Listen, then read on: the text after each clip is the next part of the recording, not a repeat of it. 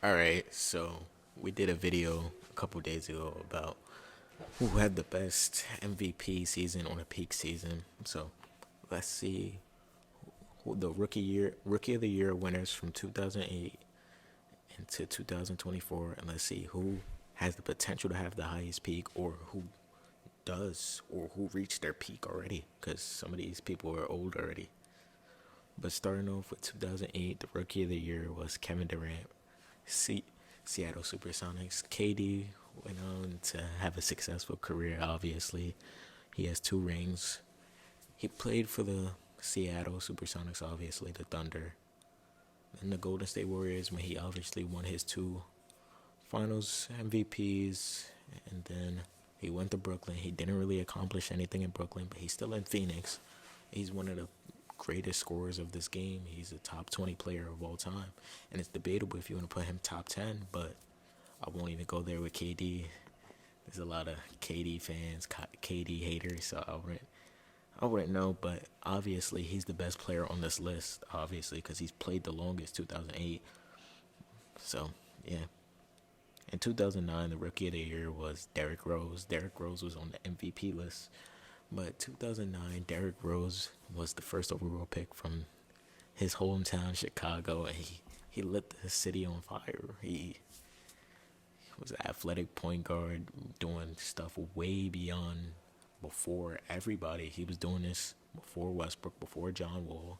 He was the first point guard to actually show that you can be athletic and still be a superstar. An athletic guard, I won't say an athletic point guard at that size, 6'3". But Derrick Rose had the potential to be one of the best point guards of all time. But obviously the injury set him back. But after the injury, he still made a career for himself.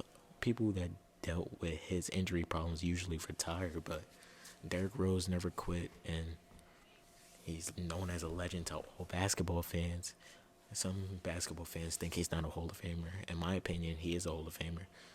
Youngest MVP ever, four-time All-Star, and that's all the accolades. I just feel bad for D Rose, but he ended up scoring 50 points with the Minnesota Timberwolves. He bounced around the league. The Knicks, Cavs, I believe, no, Cavs, Timberwolves, Pistons, back to the Knicks, and then the Memphis Grizzlies, where he ended his career. In 2010, the Rookie of the Year was Tyreek Evans. Most of people don't remember who Tyreek Evans is, but Tyreek Evans was a bucket during the 2010s or the early 2010s, I would say. He has emotional or lifelong shots forever, half court shots, half court game winners, and he ultimately got suspended for 2 years for marijuana, I believe, and he never really returned back to the NBA level. So Tyreek Evans is probably one of the least successful people on this list of the Rookie of the Year people. In 2011, Blake Griffin took over Rookie of the Year. And obviously, I don't want Blake Griffin to be remembered badly or not remembered at all. Blake Griffin had one of the amazing dunks of all time. Dunks, let me clarify, not just one dunk. He literally put his hand on Pau Gasol's head, and you know the rest. So Blake Griffin was more than a dunker. Too, when he got to Detroit, he developed a jump shot, and it made him unstoppable. And during that Detroit season, it sucks that it only lasted 2 years, but he dealt with the injury. He played through the injury in the playoffs for the city of Detroit, and he didn't let them down.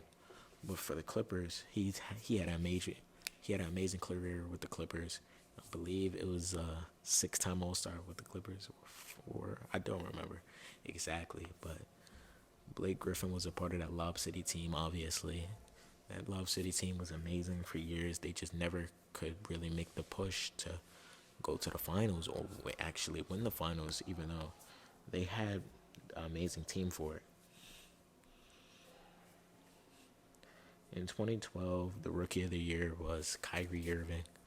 Kyrie Irving is known as the greatest dribbler of all time to some people.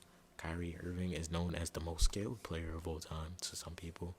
But when Kyrie was a rookie, he barely played. He played like 5 games at Duke before his season was over. So you didn't really get to see what he was made out of Duke. But the Cavs believed in him, took him on, and the rest was history. Kyrie went on to be an All-Star a season after his rookie year, and pretty sure he's an 8-time All-Star now. And Kyrie has a ring. Not a lot of point guards can say they have a ring, and Kyrie is, in my opinion, Kyrie's a top 10 point guard of all time. People don't agree with me, but he clearly is, because a lot of people in that top 10 list doesn't have rings, and he has a ring.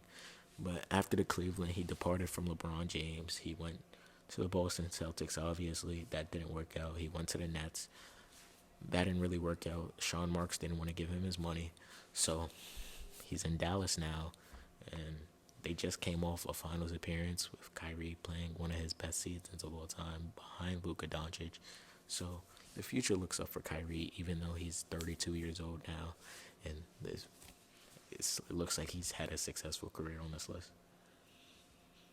In 2013, Damian Lillard won the Rookie of the Year, and Dame Tom is one of the most clutch players of all time, people say.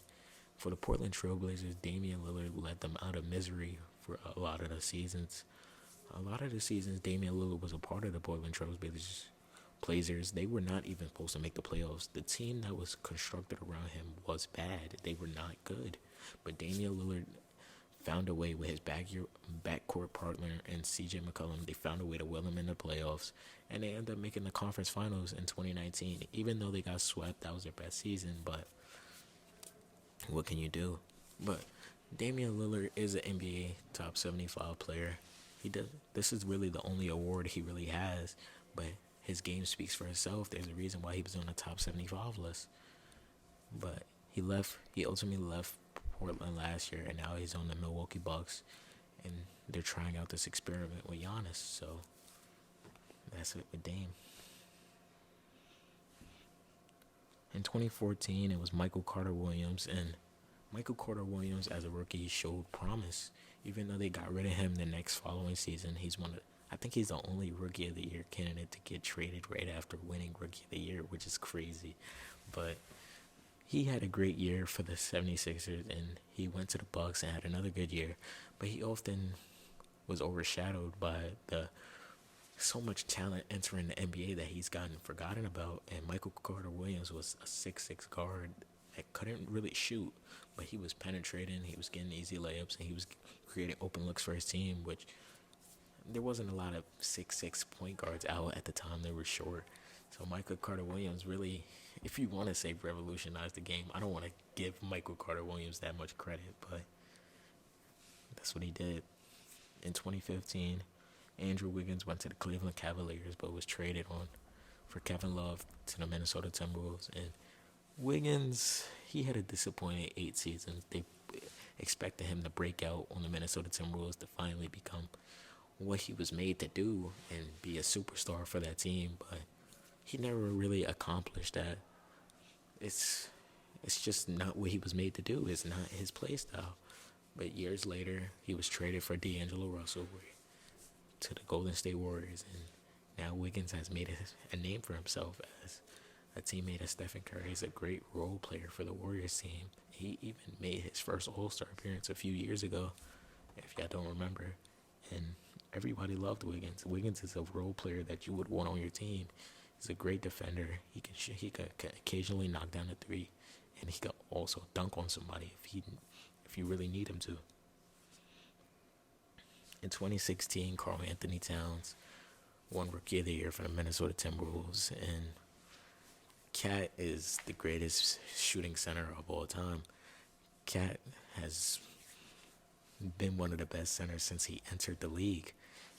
It's always been, I won't say it was always been, but before Jokic and Embiid broke out, it was Cat's league. It was Cat's center position. Even though they got drafted before him, Cat took over the center position. But Jokic and Embiid ultimately end up passing him, so you can't blame that on Cat. But Cat has always been a top 3 center in this league. And for the Minnesota Timberwolves, he's pretty much first and second in every category behind Kevin Garnett, and he led that team back to the playoffs. Without Cat, they would have never did that, even though they have Anthony Edwards now. But Cat was a major role into the Minnesota Timberwolves becoming a powerhouse in the West like they are now. And Cat's final season in Minnesota, they made the conference finals, even though they lost to the Dallas Mavericks. Karl Anthony Towns in the second round showed that he could actually bang with him. He could show he could play defense, and he locked up Jokic with the help of Gobert. Obviously, it helped them come back down 20 against the Nuggets team, and now Cat's on the Knicks, which I think he's gonna flourish, and only time will tell how his career goes with the Knicks.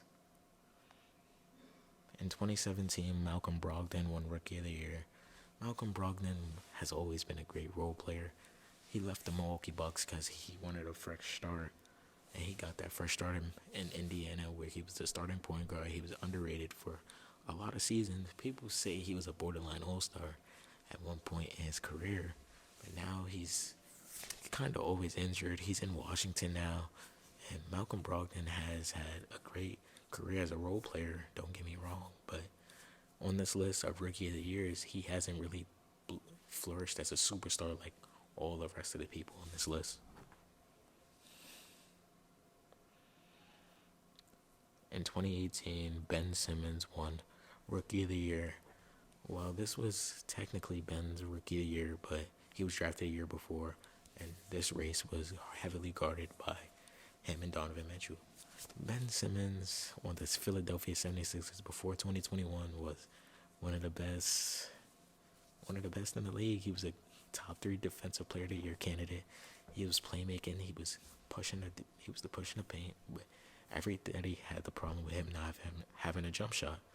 But Ben Simmons made everybody look dumb, and he made it look like you didn't need a jump shot as long as he was playing with confidence. Philadelphia, I go back to watch Philadelphia Ben Simmons highlights to see what happened, but you realize it's really a confidence issue with him. Ben Simmons the other day I saw Ben Simmons scared to take a layup. The old Ben Simmons would have punched it on him. So it's all about Ben Simmons gaining his confidence. I don't know if it's too late for him or whatever. This is his final year in Brooklyn. He got traded, obviously, after the 2021 season when he was scared to put up a layup on Trae Young. But Ben Simmons has never really became the player that he once was. And he was on superstar potential growth level. Even though he did not have a jumper, he still does not have a jump shot. Ben Simmons was a great addition for the 76ers, and he was an all-star for them every season before he was scared to put up the layup. So hopefully Ben Simmons could return the way he was. Luka Doncic won Rookie of the Year in 2019, and we all know how Luka looks now. Luka is obviously a top 5 player in this league. He's a top 5 MVP candidate every year, and he's brought the Dallas Mavericks back after Dirk Nowitzki leaving. He got to play 1 year with Dirk, and right after that 1 year with Dirk, he was an all-star. People thought he should have been an all-star as a rookie, but he made it the next season, averaging damn near a triple-double, which would continue on to about now, even though Luka looks a lot slimmer during his rookie season and his first 2 years in this league.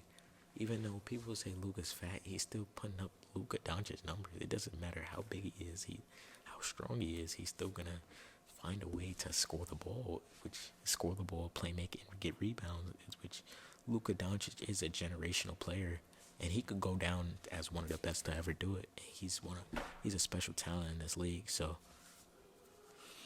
thinking about Luka on this list, he's really up there. But in 2020 actually, Ja Morant won Rookie of the Year, and Ja is having his return season after missing last year with an injury and the gun thing. But Ja Morant is often forgotten about because of all the drama he's been through. But Ja Morant led the Memphis Grizzlies back to the playoffs. I think we forgot about that in 2021. In 2020, they almost made the playoffs, but they lost to the Portland Trail Blazers, obviously. But Ja Morant is a superstar, and Ja Morant is on the up.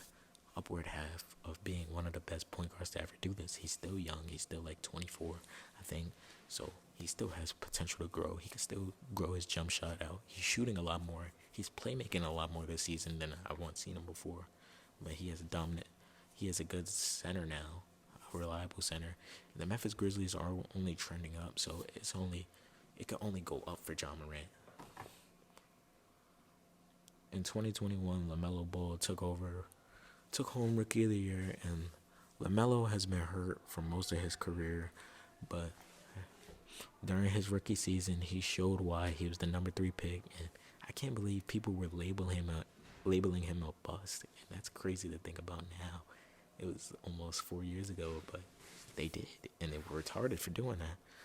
But LaMelo Ball was an all-star his second year, but right after that second year, that's when the ankle injury started to pile up, and he's never really played above 50 games since his second year, which the Hornets are looking forward to LaMelo Ball playing more than 50 games, but the Hornets need to put a team around LaMelo Ball first. Their team can't get healthy, so how do you expect LaMelo Ball to flourish without a big man? Their big man tonight was Taj Gibson, who was 39 years old, so you can't expect LaMelo to do great things. Trust me, he's doing great things. He's putting up numbers we haven't seen before since Curry. So LaMelo Ball is trending upwards. He just has to keep going towards the path. It's his 5th season. This was a close award with him and Anthony Edwards, so you can't knock it for them giving it to LaMelo. In 2022, Scotty Barnes won Rookie of the Year, and it was debatable, I guess. It was between him and who was it? I can see it if I remember right now. It was between him and Cade. Yeah, Scotty Barnes is playmaking like a point forward. Basically, he basically plays the point guard and the forward for the Raptors. He's a great defender. He's great at getting to the basket. He's starting to improve his jump shot, but he's injured right now, obviously. But Scotty Barnes was an all-star last year, and he's also trending upwards. So I have nothing really against Scotty, and he could be a future great too for the Raptors. In 2023, Paolo Banchero won Rookie of the Year, and Paolo is underrated. He carried the Magic the last 2 years after his rookie year. He was an all-star last year, and he's still underrated to this day. He was the first overall pick for a reason. He's a dominant force. I compared him to Melo and LeBron, and I feel like that's an appropriate comparison, if I'm being honest. But Paolo is on the upward. Paolo can be an MVP candidate when he gets healthy this season. It sucks that he's out for injury. The Magic are probably going to lose some games without him. But once Paolo comes back and he returns to the Paolo that was playing the first 5 games, the league's in trouble, man. And topping it all off, Victor Wembanyama will run Rookie of the Year. And there's nothing to say about Wemby. He's 7'5" with a jumper, shooting fadeaway mid-range, fadeaway threes. He's doing everything on the court. So you can't really... Wemby has the potential to be the greatest of all time, according to some people. I won't knock that. I would say it's too far-fetched, but you never know. He's a 20-year-old kid doing all of this, and that we've never seen before. So the future's bright for Wemby. But, yeah, let me know who on this list had the best rookie season, I guess. And for the young players, who has the highest potential out of these Rookie of the Year winners.